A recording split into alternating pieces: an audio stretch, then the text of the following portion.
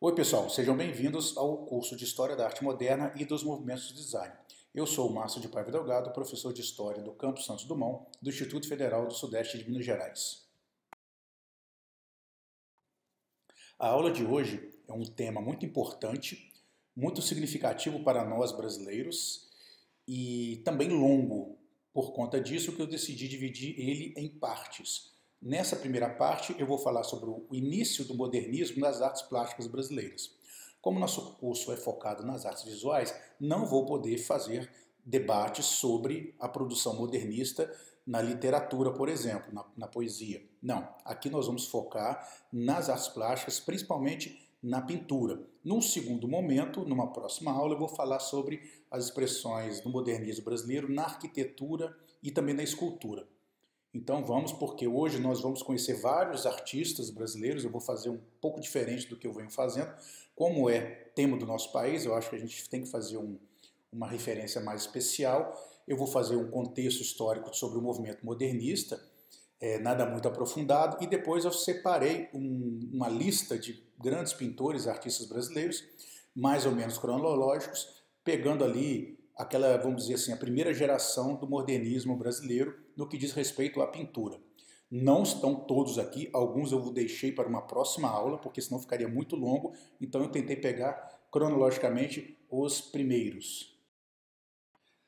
Ainda que a arte brasileira, em todas as suas expressões e períodos, desde o período colonial, a arte indígena, a arte barroca, colonial, a gente tem depois ali o neoclássico do início do período imperial brasileiro, e o romantismo e o realismo, a criação das escolas de belas artes no começo do século XIX, quando a família real de Portugal veio para o Brasil e foi criada aí, né, várias instituições da cultura e da administração do Império Português, ainda que a riqueza da cultura brasileira nas artes seja muito grande, vamos lembrar aí do Aleijadinho, do Mestre Ataíde, enfim, daria para ficar falando aqui dias e dias sobre a arte brasileira antes da arte moderna. Mas, ainda que a gente tenha que valorizar tudo isso, é inegável que a Semana de Arte Moderna é o grande marco da história da arte brasileira. A Semana da Arte Moderna de 1922, que acontece ali em fevereiro, na verdade foram 3 dias, acontece no Teatro Municipal de São Paulo.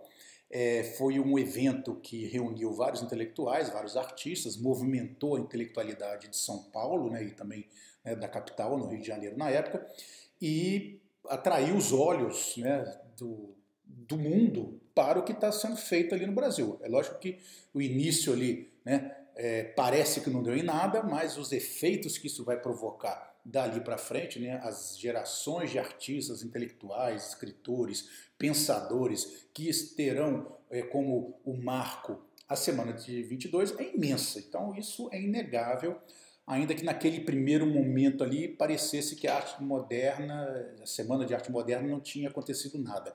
Isso é um erro, uma visão errada da leitura do que aconteceu. Então esse evento, que foi patrocinado por boa parte da elite paulista da época, né, de grandes proprietários, grandes industriais, propunha uma arte nova, propunha uma arte brasileira, que é inegável a influência das vanguardas europeias. Mais à frente, esse movimento modernista vai ter um racha, né, que alguns vão querer negar essa influência das vanguardas europeias, mas, sem dúvida nenhuma, o grande legado da Semana de 22 é exatamente essa união das influências que vêm de fora com a cultura brasileira, com os elementos brasileiros, criando uma arte totalmente original. Então nós tivemos ali exposição de quadros, de esculturas, palestras, saraus, de poesia, apresentações musicais, toda uma efervescência intelectual na imprensa, a publicação de revistas, de manifestos. É óbvio que boa parte da crítica e do público achou aquilo tudo uma grande loucura, não gostou, ficou chocado, porque o movimento era muito iconoclasta, né? Ele queria romper com aquele passado clássico, com aquela literatura parnasiana que vinha de antes. Então, obviamente que os conservadores e a sociedade brasileira era muito mais conservadora naquela época do que hoje em dia, não gostou da Semana de Arte Moderna. O Monteiro Lobato, que já tinha tido problemas com os modernistas anos antes, vou falar disso daqui a pouquinho, vai ser um dos grandes críticos da Semana de Arte Moderna na imprensa. Mas o fato é que, apesar de toda a confusão, né, no bom sentido da palavra, a herança da Semana de Arte Moderna no Brasil até hoje está viva, né? Boa parte da nossa produção intelectual, literária, artística, estética como um todo, né? Vai ter ali no seu DNA, né, no seu iniciozinho ali, a Semana de 22 de São Paulo. Como eu falei no slide anterior, a influência da Semana de 22 vai ser primordial para tudo aquilo que foi feito dali para frente em estética, em arte e em movimentação intelectual no Brasil. Mas nada nasce do zero, né? Assim como as vanguardas europeias tiveram uma influência muito grande nos Estados Unidos, ela também teve aqui, né, na América como um todo e no Brasil.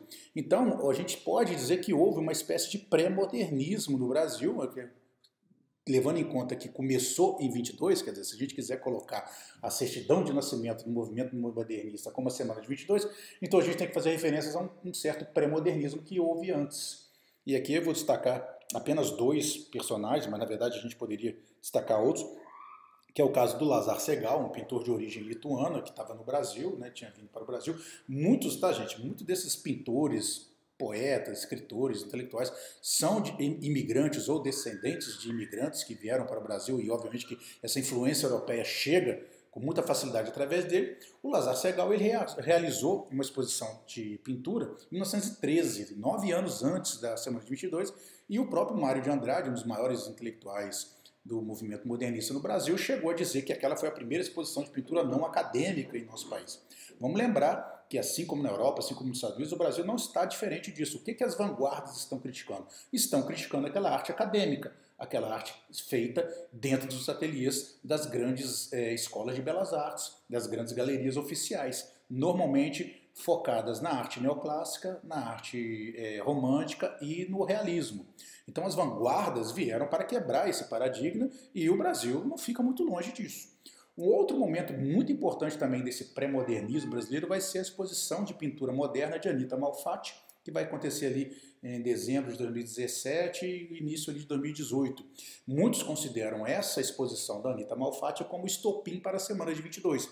E vai ser nessa exposição que vai começar a briga ali, né? Vamos dizer ali, né? A grande questão entre Monteiro Lobato com os modernistas, né? Então vai ser uma geração de jovens artistas, jovens intelectuais. Eu já falei o Mário de Andrade, o Oswald de Andrade, a Anita Malfatti, a Tarsila do Amaral, Di Cavalcante, a Zina Aita, muitas mulheres, né? Muito bacana a gente destacar a figura das mulheres. A Pagu, que vai ser também uma das personagens mais interessantes da cultura brasileira, da política também. Ela foi presa 23 vezes durante a ditadura do Getúlio Vargas, então é uma figura muito bacana, né? Muito interessante.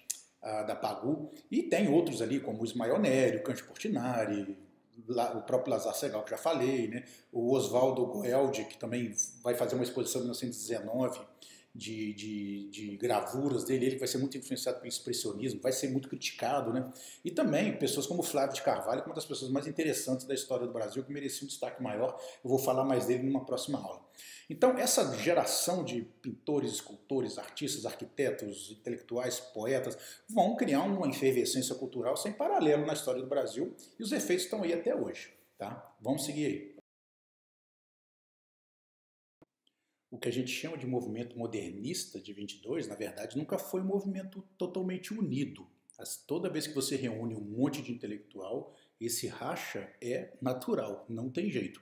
Então, a partir do que a gente fala assim, do legado da Semana de 22? O legado da Semana de 22 para a história da arte é incomensurável, principalmente aqui no Brasil, né? Nenhuma expressão artística dali para frente escapou da influência da Semana de 22, seja na pintura, seja na literatura, na música, enfim, em qualquer possibilidade de expressão artística. Então, logo naquele primeiro momento ali, aquela chamada primeira fase, os modernistas vão se dividir em alguns grupos através dos seus manifestos, onde eles propunham, né, novas formas de fazer a arte e também defender as suas ideologias, inclusive políticas, né? Então a gente vai ter o Movimento Pau-Brasil, que vai ter o Oswald de Andrade como um dos primeiros, o maior nome, né, defendendo uma poesia voltada para um primitivismo nacionalista. O primitivismo, né, que eu já falei com vocês, está sempre presente na arte moderna, mas era um primitivismo nacionalista bastante crítico, diferente, por exemplo, do movimento verde e amarelo e a escola da ANTA, que tinha ali o Plínio Salgado como um de seus principais líderes, que defendia uma arte ufanista, xenófoba, né, um patriotismo exagerado, sem qualquer visão crítica e valorizando heranças muitas vezes artificiais.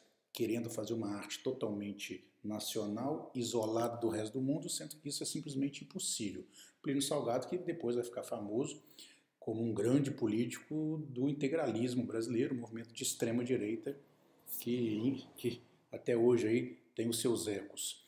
Para além do movimento verde e amarelo e do movimento pau-brasil, a gente teve também o movimento regionalista, né? Principalmente lá no Nordeste, tendo a figura do Gilberto Freire como grande intelectual desse meio, que a gente vai ter escritores maravilhosos, talvez o melhor do que a literatura do século XX no Brasil tem a oferecer, que é o Guimarães Rosa, o José Lins do Rego, o Jorge Amado, o Graciliano Ramos, quer dizer, é uma literatura belíssima, riquíssima, nordestina, que sempre tratava as questões sociais e que está ali naquela geração ali a partir da década de 30. Mas a gente pode falar um movimento que talvez tenha emulado melhor tudo aquilo que a gente chama de modernismo e que talvez tenha tido os maiores ecos dali para frente, vai ser o chamado movimento antropofágico do Oswald de Andrade e da Tarsila do Amaral, né, seus dois mentores ali, que propunha uma arte que, como o próprio nome já diz, antropofagia, não no sentido literal de comer o corpo de alguém, mas no caso aqui seria o quê? De você assimilar as culturas e colocando elementos nacionais, você cria uma coisa totalmente original. E quando você fala de antropofagia, não apenas da arte de vanguarda que vem de fora, mas também da própria arte que tem dentro do Brasil. Eles queriam, por exemplo, romper essa diferença que existe entre a arte erudita, a arte popular e a própria cultura de massas. Tudo isso, né, merece o seu papel e que isso tem que ser misturado e ressignificado. É esse que é o grande barato da antropofagia no sentido intelectual daqui. É você pegar a arte erudita, pegar o folclore, pegar as lendas, pegar a arte popular e transformar isso num produto que pode ser inclusive consumido pelas massas. O Oswald Andrade dizia, né, um dia a massa provará o biscoito fino que fabrico. Então, tirar essa coisa de que a arte é uma coisa elitista e que existe uma certa hierarquia entre ela. Então, o movimento antropofágico vai ter influências muito longas em vários estilos da arte, como eu já falei, inclusive, por exemplo, o tropicalismo dos anos 60, do Gilberto Gil, do Caetano, da Nara Leão, aquela turma boa lá da Gal Costa, que estava ali, né, o Rogério Duprat e outros gênios, o Tom Zé, que vão fazer ali o movimento tropicalista, uma reedição do movimento antropofágico, só que aí já na música aí nos anos 60 no Brasil.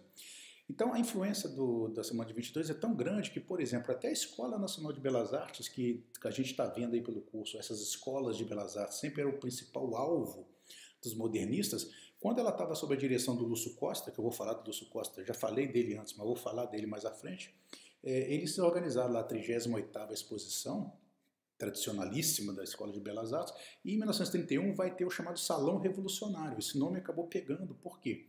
É a Escola Nacional de Belas Artes abrindo espaço para os artistas modernistas, inclusive a própria composição do júri será de artistas modernistas, como por exemplo a própria Tarsila do Amaral, o Cândido Portinari. Então é um reconhecimento da própria Escola Nacional de Belas Artes da importância e do valor da arte moderna. É uma tentativa até de abrir, né, de quebrar essa barreira entre a arte acadêmica e a arte modernista, o que mostra a importância que o modernismo já estava ali no início dos anos 30. Esse salão vai se transformar, nessa exposição, vai se transformar também num outro marco muito importante da história da arte no Brasil. E vai revelar vários artistas novos, alguns artistas que dali para frente serão grandes ícones do modernismo brasileiro. Nessa aula sobre modernismo, eu vou focar basicamente nos primeiros modernistas, né, alguns considerados pré-modernistas, porque já estavam fazendo trabalhos que serão chamados de arte moderna antes da Semana de 22, até ali mais ou menos a década de 20, década de 30, vamos dizer assim, seria a primeira geração. Depois, numa outra aula, eu vou entrar em outros artistas, como eu deixei claro, essa é a primeira parte da história da arte do Brasil modernista.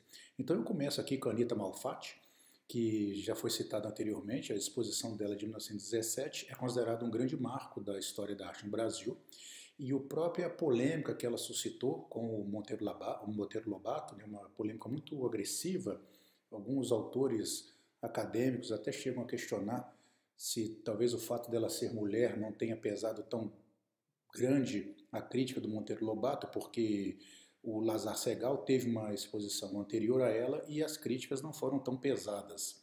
É muito difícil saber exatamente o que estava motivando essas críticas. O fato é que ao Monteiro Lobato fazer a crítica, ele acabou provocando reações. Muita gente passou a defender a Anitta, muitos intelectuais, escritores, artistas, e o fato de defender a Anitta com argumentos defendendo a arte moderna acabou criando um ambiente de debate intelectual e acadêmico para a própria constituição da arte moderna. Então, a reação à crítica do Monteiro Lobato acabou ajudando a divulgar e a debater a arte moderna. Não por acaso, a exposição dela de 1917 é considerada por muitos um empurrão, né, uma preparação para a Semana de 22. A Anita Malfatti, ela tem um histórico de artista na família, a mãe dela, ela foi mandada para estudar na Europa, diferente da maioria dos brasileiros que iam para a França, ela foi para a Alemanha, estudou na Escola de Belas Artes de Berlim, lá teve contato com os expressionistas e também teve contato com os futuristas, e na volta passou por Paris, né, viveu um pouco aquela efervescência cultural toda, veio para o Brasil, teve uma temporada em Nova York, onde também estudou um pouco mais em Nova York, chegou a fazer uma exposição lá em Nova York, desses trabalhos dela, e quando ela voltou para o Brasil novamente, e aí sim fez a exposição de 1917. Inclusive, parte desses quadros aí que eu coloquei para vocês verem, O Homem Amarelo, a Mulher de Cabelos Verdes, por exemplo, é desse período dela em Nova York. Então, dá para ver claramente, né, a influência dela do expressionismo, ela também tem um pezinho no fauvismo, né, vocês podem perceber a liberdade do uso das cores, mas a Anita Malfatti, então, né, acabou se transformando aí numa grande influenciadora de uma geração de modernistas. Um destaque ali para o Mário de Andrade, no retrato, né, os modernistas adoravam pintar o Mário de Andrade. Dá para fazer uma exposição só com quadros do Mário de Andrade pintados por expressionistas, por pintores do modernismo brasileiro. Um dos grandes artistas do movimento modernista que tiveram uma atuação muito rica durante todo o século XX vai ser o Di Cavalcanti. O Di Cavalcanti foi pintor, cartunista, ilustrador, jornalista, um grande muralista, passou ali por várias influências do fauvismo, do expressionismo, do cubismo, e criou uma arte bastante pessoal, né? Você reconhece um quadro do Di Cavalcanti só de olhar, só de bater os olhos. Ele são quadros muito coloridos, né? Ele gostava de pintar as mulheres brasileiras, principalmente as mulatas brasileiras, ele gostava, fazia muitos quadros sobre o povo brasileiro, sobre as festas, sobre o samba, sobre a favela, sobre o mangue. Ele tem uma série interessante sobre os mangues. E vai ser mesmo, vai ter aquela coisa brasileira na obra do Di Cavalcanti, né? Você dá para ver que é um pintor brasileiro mostrando o povo brasileiro. São quadros muito ricos, muito coloridos e bastante característicos. Isso é muito importante na arte, gente. O importante, muitas vezes, é o artista criar uma marca que é dele. Você começa a ouvir uma música, você já sabe quem é o artista. Você começa a ver um filme, você já sabe quem é o diretor. Você começa a ver um quadro, você já sabe quem é o pintor. Você criar a marca da sua arte é muito complicado, isso é muito difícil. E quem consegue fazer isso ganha uma notoriedade muito grande. Então o Di Cavalcanti, sem dúvida nenhuma, é um grande exemplo desse artista que consegue passar. No primeiro momento que você olha a obra dele, você sabe que você está vendo uma obra do Di Cavalcanti. O Di Cavalcanti, quando esteve na Europa, entrou, principalmente em Paris, esteve em contato com todo mundo ali da vanguarda, conviveu com Picasso, com Matisse, com Fernando Léger, com Braque, ou seja, todo mundo que eu já citei aqui dos movimentos interessantes, principalmente do cubismo no começo do século XX lá na França, o Di Cavalcanti se relacionava com essas pessoas. Depois ele volta para o Brasil, né? Depois volta para a Europa de novo, volta para o Brasil, e nesse tempo ele vai assimilando estilos, influências, e faz uma obra extremamente rica, como eu já falei. Ali embaixo a gente tem o painel do Marco do Centenário, de 1951, que comemorava ali, né, o centenário de Juiz de Fora, né, em 1948 comemorou o centenário, o painel demorou um pouco para ficar pronto, para ser feito, só que infelizmente ele está num péssimo estado de preservação atualmente, né? Ele foi reformado no final dos anos 90, né? Mas infelizmente para a cidade de Juiz de Fora e para o Brasil como um todo, as últimas administrações políticas da cidade, tanto nas prefeituras como na Câmara, vem sendo formado por pessoas que não têm absolutamente nenhuma preocupação, nenhum compromisso, nenhum interesse em preservar a cultura, a arte e o patrimônio da cidade. Inclusive, destruíram boa parte do que tinha, e inclusive em relação ao próprio plano diretor da cidade, que tentava preservar um pouco de organização urbana, foi totalmente derrubado recentemente por conta desses grupos. Então, infelizmente, esse marco do centenário do Di Cavalcanti, que fica lá na Praça do Poço Rico, que é uma obra muito bonita, uma obra ao céu aberto para o público, está em estado de abandono. Né? Vamos torcer que rapidamente, né, Juiz de Fora, pelo menos nessa questão artística e patrimonial, volte ao que era feito nos anos 90, porque nos últimos 20 anos a cidade está completamente abandonada nesse sentido. Para muitos, talvez a maior pintora do Brasil vai ser a Tarsila do Amaral. Né? Eu não estou preocupado aqui em dizer quem foi a maior, quem foi a menor, todos eles foram importantes, mas é inegável a presença da Tarsila do Amaral no movimento modernista e de toda a influência que ela terá dali para frente. Fisicamente, ela não estava na Semana de 22 porque ela estava em Paris. Que chato, né? Mas ela não participou da Semana de 22, mas a participação dela em todo o movimento modernista é impossível de ser separado. Inclusive, ela foi até casada com o Oswald de Andrade e foi uma das principais responsáveis, né, pelo movimento antropofágico. Bom, ela teve algumas fases da sua pintura, né, como todo mundo, né, tem várias fases, como eu já falei com vocês, são raríssimos os casos onde um pintor fica a sua obra toda focada num único estilo, em uma única fase. Né? Então a Tarsila ela vai ter, obviamente, seus movimentos, ela vai ter um período ali que é a chamada o período pau-brasil, né, onde ela vai fazer pinturas de paisagens brasileiras, paisagens da favela, da cidade, né, belezas naturais, né, da população simples, trabalhadora, comum.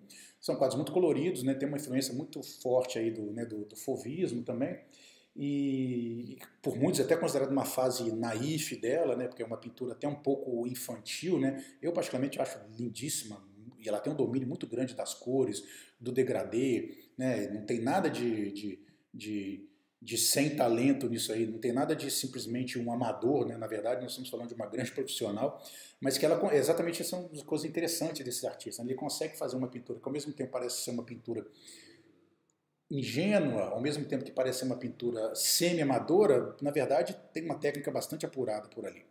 A gente tem a fase também, talvez a fase mais famosa, e pelo menos a fase mais valorizada financeiramente, que é a fase da antropofagia, né, que são os quadros ali muito influenciados já pelo próprio movimento modernista, onde vão ter aí, né, essas figuras deformadas, né, vai ter um pouco de surrealismo no meio disso aí também, né, o expressionismo, sem dúvida, é a grande influência desse movimento. Tem aí o Abapuru, que significa homem que come gente na língua tupi, que acabou dando o nome aí, a ideia da antropofagia que o próprio Oswald de Andrade tirou para criar o movimento. Isso é considerado por muito, talvez, o grande quadro da arte brasileira. E também tem uma terceira fase da Tarsila do Amaral, que é a fase social, onde ela começa a pintar cenas de trabalhadores, de operários, cenas mais urbanas, mais focada nas figuras, menos nas paisagens e mais nas figuras, nas pessoas. Né? E desse período, o quadro mais famoso de todos, também a gente vê o tempo inteiro aí nos livros, nas aulas, é o quadro Operário, de 1933, que está ali, né, você vê os trabalhadores, as chaminés das fábricas no fundo, está ali o Mário de Andrade no meio deles ali. Já falei com vocês no começo desse curso que os modernistas adoravam fazer quadros com a cara do Mário de Andrade, está ele aí também de novo. Só para dar mais alguns exemplos dessas fases, né, da fase pau-brasil, da fase antropofágica e da fase social, separei mais alguns quadros aí.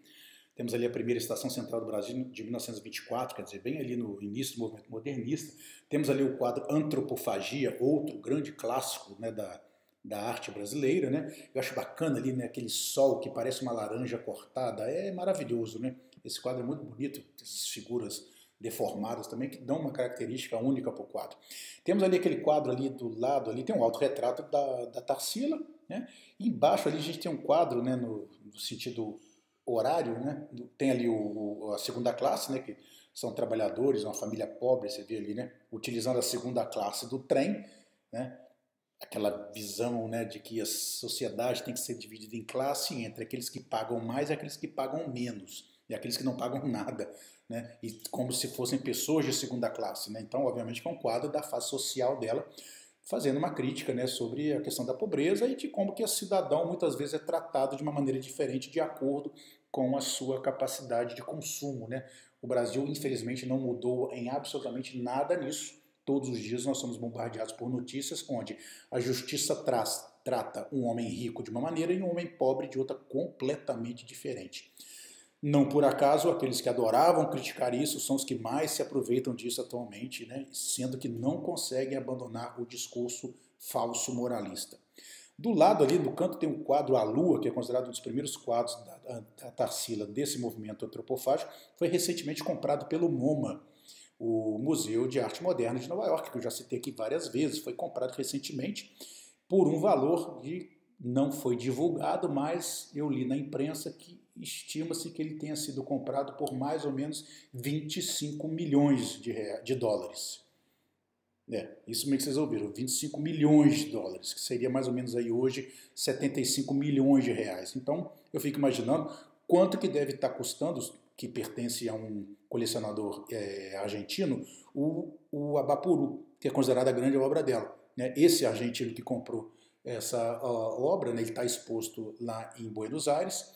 Eu não quero nem pensar quanto é que deve estar custando esse quadro. Se a Lua, que é um quadro considerado menos famoso dela, custou 25 milhões de dólares, fico tentando imaginar quanto é que deve estar custando, por exemplo, o Antropofagia, os próprios Operários, né, que está lá em São Paulo, né, não é para ser vendido porque pertence ao patrimônio público, mas a gente fica tentando imaginar quem tem um quadro da Tarsila do Amaral em casa aí, está com uma fortuna e talvez nem saiba. O Lazar Segal é um artista de origem lituânia, do leste da Europa, estudou na Europa, tem uma carga fortíssima, né, do expressionismo, e nessas andanças pela vida, em 1913 ele vem ao Brasil e se expõe, né, faz aquela exposição de 1913, que é considerada pelo Mário de Andrade, está ele aí no slide, a primeira exposição de arte moderna no Brasil. Ele volta para a Europa, né, faz amizades no Brasil, né, a exposição dele vai ter uma certa repercussão, né, não fora do meio artístico, né, mas aí, logo depois da semana de 22, ele volta ao Brasil, fica aqui por mais um tempo, adere ao movimento, vai fazer uma rede de amigos muito grande, e na década de 30 ele se fixa de vez no país, casa e fica por aqui.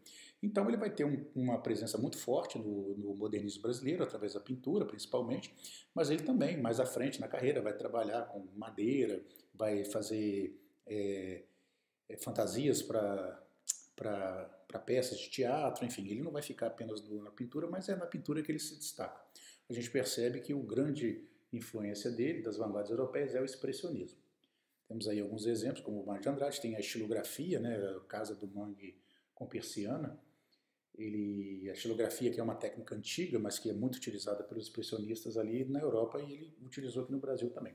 Aquele quadro de Duas Amigas, né, parece que chegou da Alemanha ontem. Né? Vocês voltem lá àquela aula sobre expressionismo, vocês verão aí a semelhança do traço.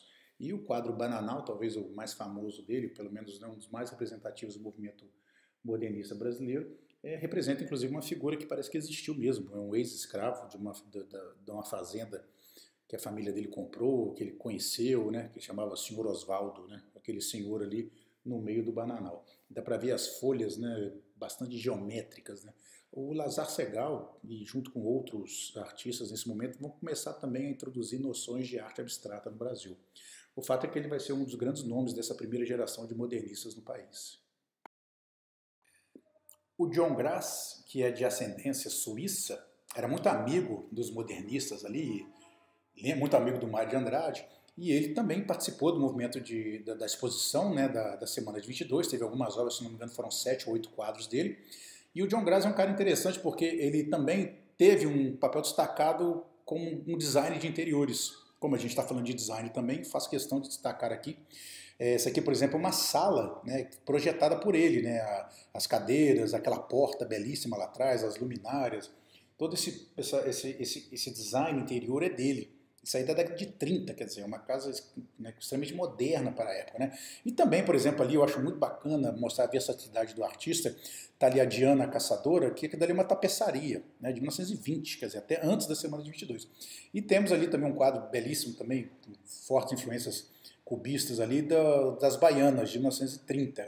O John Graça teve uma obra muito grande, né, e infelizmente ele é pouco conhecido no Brasil, mas merece sim um destaque interessante aqui na nossa aula. Outro artista importante do movimento modernista brasileiro, que também tem ligações com a Suíça, assim como o John Graça que eu falei antes, tem aqui o Oswaldo Goeldi. Ele nasceu no Brasil, morou um tempo em Belém, foi para a Suíça, ficou um tempo lá, estudou, trabalhou, voltou.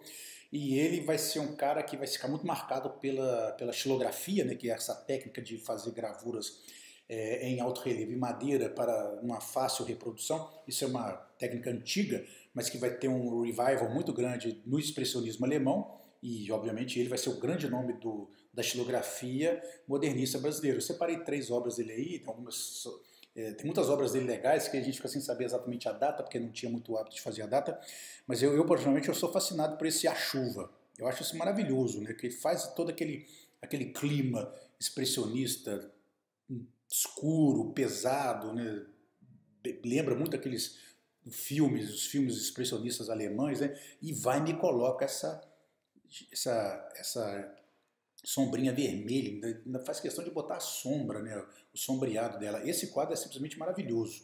Sinceramente, eu acho que é uma obra que deveria ser exposta muito mais aí nas reportagens e coletâneas de obras brasileiras, né? Que infelizmente eu acho que aparece muito pouco. O Monteiro do Rego Monteiro, que nasceu em Recife, teve ligação com o pessoal do modernismo de São Paulo, através do Rio de Janeiro, ficou ali naquela ponte aérea Rio-São Paulo, mas antes ele teve um período longo na França, estudou lá, conheceu vários daqueles pintores de vanguarda, o Juan Miró, o Fernand Léger, o Georges Braque, o Picasso, e trouxe essa influência das vanguardas europeias para o trabalho dele.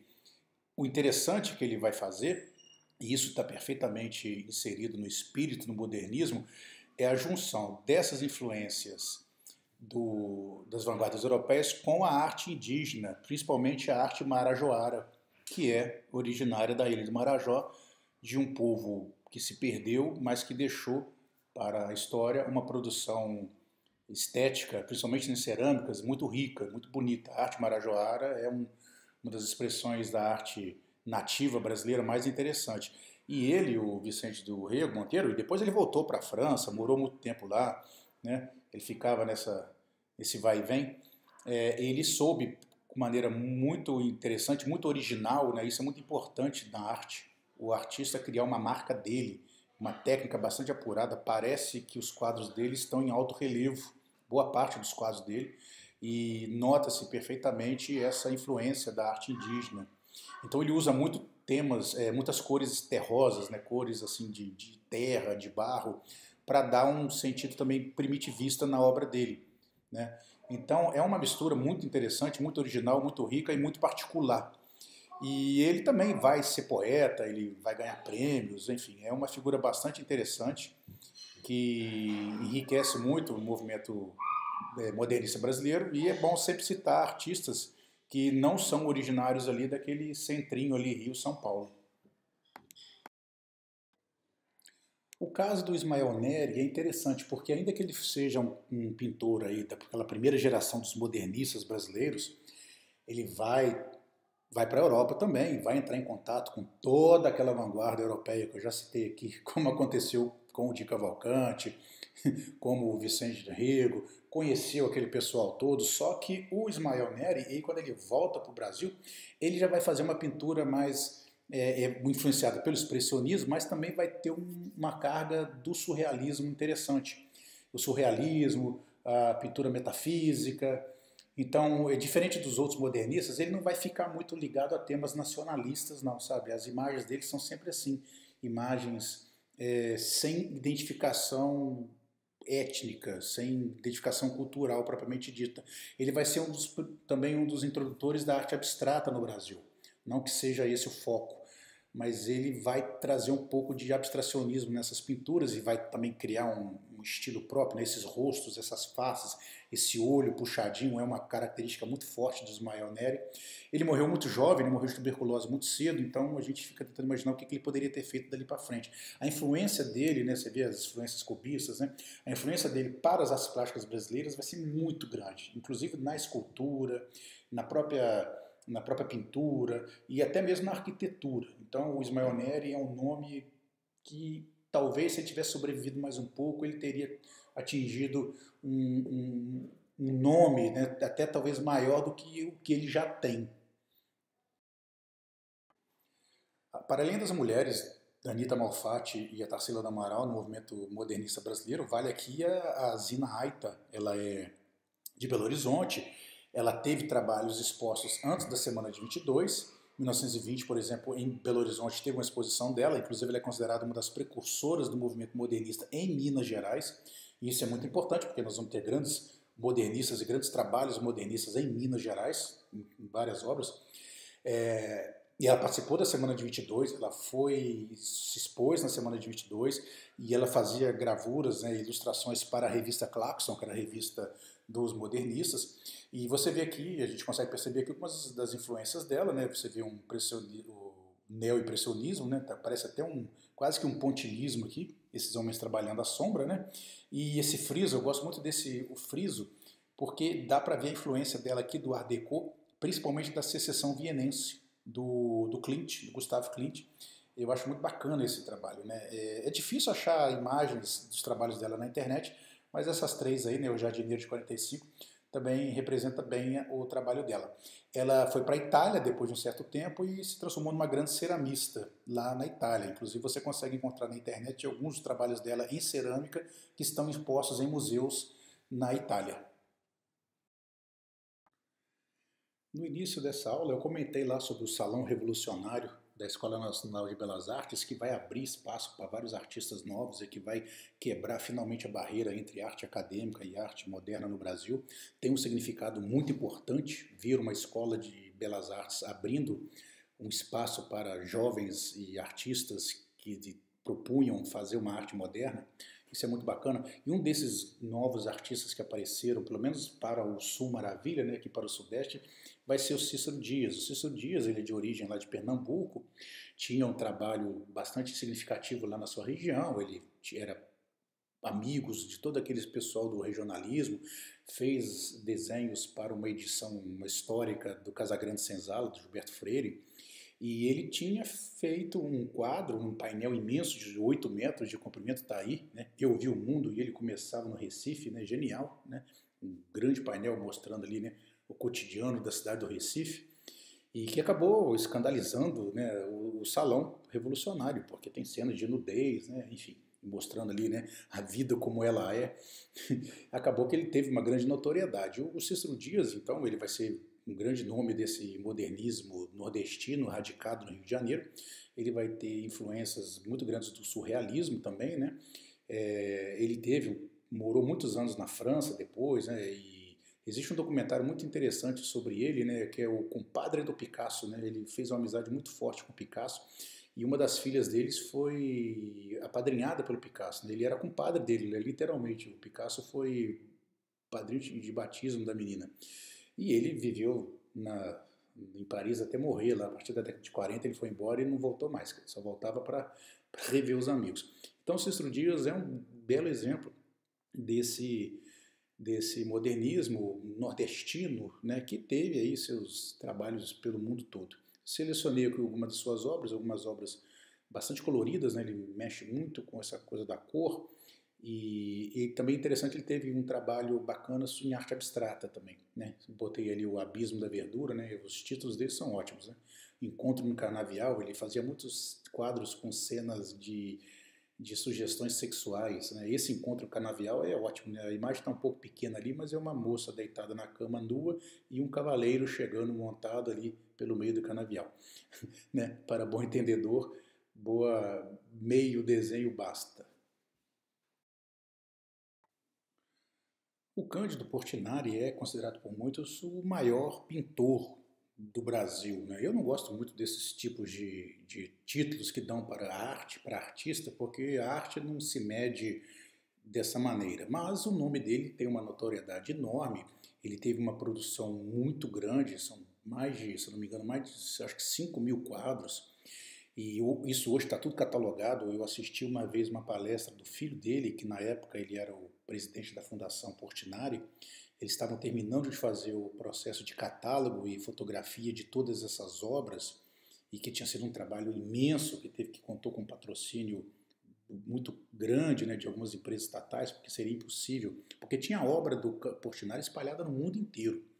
Então, Portinari, sem dúvida nenhuma, ele acaba sendo um dos artistas brasileiros com maior notoriedade fora do país. Ele vai ter ele vai ser um grande nome do expressionismo brasileiro. Ele está inserido nesse movimento modernista aí. Ele vai ser um dos jurados daquela célebre exposição, né, o Salão Revolucionário de 1931, e ele tem vamos dizer assim, né, um conjunto de obras que retrata muito bem essa ideia do que é o modernismo brasileiro. Por exemplo, ele tem a série Café, onde ele retrata vários trabalhadores do café, o indígena, ali, o mestiço, o lavrador do café, esse próprio quadro aí, o Café de 1935, que é um painel grande, né, aí vai ter uma influência muito grande do muralismo, né, mexicano. Ele vai ser um grande artista também de murais, né, de painéis, não apenas quadros. E o Portinari ele vai ter essa veia, né, social muito forte, né, porque ele também, assim como o Di Cavalcanti, ele também era filiado ao Partido Comunista. Então, ele sempre tinha uma preocupação muito grande com essa questão social, né, do trabalhador, do operário, do lavrador, da pobreza, da desigualdade social, da miséria, da fome. Então, ele vai ficar célebre, né, por essas séries. O Café é uma delas. A gente tem a série Retirantes também, que é uma série expressionista muito forte. Eu já citei ela aqui numa aula anterior sobre expressionismo, e aqui eu selecionei um outro quadro dessa série, A Criança Morta, de 1944. E ele também tem, como eu falei, trabalhos fora no mundo todo, e são dois, merecem um destaque aqui a mais, dois painéis imensos que existem no salão nobre da ONU, na entrada da ONU lá em Nova York, que são dois painéis, o Guerra e Paz, que são painéis que têm 14 metros de altura cada um. Eu selecionei aí só o Paz, né, porque ele é mais colorido, mais bonito, mais leve, né, chega de guerra, né, mas se eu tivesse que colocar os dois aí, eles ocupariam mais da metade do slide. Então, você teve uma influência muito grande também do cubismo. Ele também tem uma outra série muito bonita, muito singela, né, que é a série que faz referências à infância dele lá em Brodowski, né, da cidade dele, que é onde ele nasceu, no interior de São Paulo, com vários quadros de crianças brincando, né, são muito bonitinhos, eu adoro esses quadros. É até difícil escolher qual que eu vou colocar aqui, coloquei essa aí do futebol. E embaixo, né, gente, vocês já perceberam que eu gosto de citar as obras de artes importantes da nossa região. Temos ali o Quatro Estações do Portinari, né? É um painel de azulejos que está em Juiz de Fora, no edifício Clube Juiz de Fora. Quem está acompanhando essas aulas lembra da aula sobre arquitetura no século XX, a parte 1, onde eu falo do estilo internacional e cito, né, coloco uma foto desse prédio, né, que é o edifício Clube Juiz de Fora, que é um prédio todo modernista, né, que está lá todas as características da arquitetura moderna do Le Corbusier, que eu já citei também para vocês, e tem painéis, né, tem vários painéis do Portinari, né, em formas de cavalos, né, pequenininhos debaixo da janela, né, ele é reproduzido na fachada, numa das duas fachadas no prédio inteiro, mas o grande painel, a grande obra dele nesse prédio é o painel Quatro Estações, que fica à rua. Ele quase foi destruído porque estava abandonado, mal cuidado, tinha virado um banheiro a céu aberto, mas, por sorte, foi preservado, foi tombado e foi reformado. E, ao que tudo indica, o condomínio, né, do edifício Clube Juiz de Fora é um bem tombado, mas, ao que tudo indica, o condomínio do edifício está mantendo o painel em bom estado de conservação, diferente de outras obras e prédios arquitetônicos da nossa região que estão abandonados, né? Por sorte, o Portinari está preservado em Juiz de Fora. O Portinari que morreu, né, aí a parte triste da história é que ele morreu intoxicado pelas tintas, né? Ele usava lá uma tinta branca, tinha um chumbo muito forte, ele gostava muito de usar essa tinta, e ele acabou morrendo intoxicado pela própria tinta, né, infelizmente, né? Mas então é isso.